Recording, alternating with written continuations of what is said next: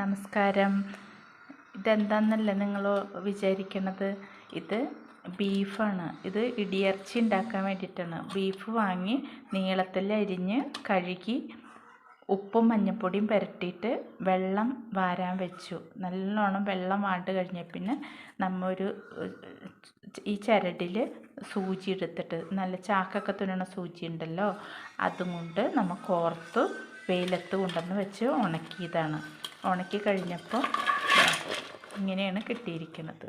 ഇനി ഇത് വെള്ളത്തിലിട്ടിട്ട് കുറച്ച് നേരം കുതിർന്നതിന് ശേഷം നമ്മൾ ചെറിയ ഇടികല്ല് വെച്ച് ഇടിച്ച് പിച്ചി കീറൂല, നമ്മൾ ചകിരിയൊക്കെ കീറുമ്പോൾ പിച്ചി കീറി എടുത്തിട്ടുണ്ടെങ്കിൽ ഇടിയിറച്ചി ഉണ്ടാക്കാനായിട്ട് എളുപ്പമാണ്. അപ്പോൾ നമ്മൾ ഇടിയിറച്ചി വാങ്ങി കൊടുക്കണേലും കുറച്ചും കൂടി നല്ലത് ഇങ്ങനെയാണെന്ന് തോന്നി.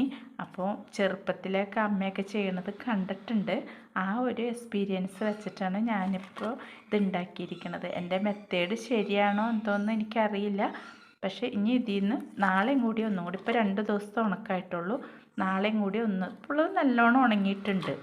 നാളെയും കൂടി ഒന്ന് ഉണക്കിയതിന് ശേഷം ഈ നാരിൽ നിന്ന് എല്ലാം ഊരിയെടുത്ത് നമ്മൾക്ക് പാക്ക് ചെയ്യാൻ പറ്റും.